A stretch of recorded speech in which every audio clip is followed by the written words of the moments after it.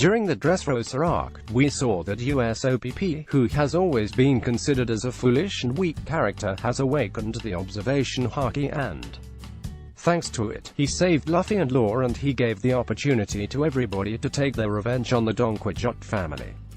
Despite the fact that, of course, as we know, Usopp isn't the only character in the series who is able to use the observation HaKi.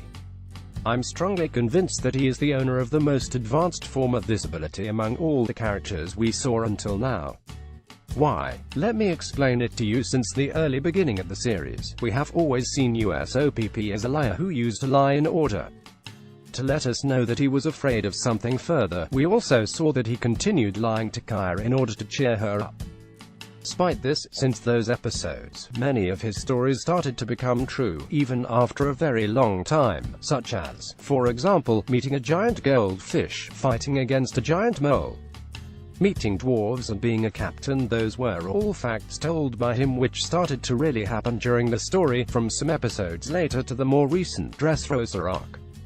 Well, since Oda has never given us any proof of the existence of coincidences in One Piece, I don't believe that Usopp invented them and then they really happened by chance. On the contrary, I believe that he had already seen them before their happening thanks to his visions, which already were kind of light and unconscious.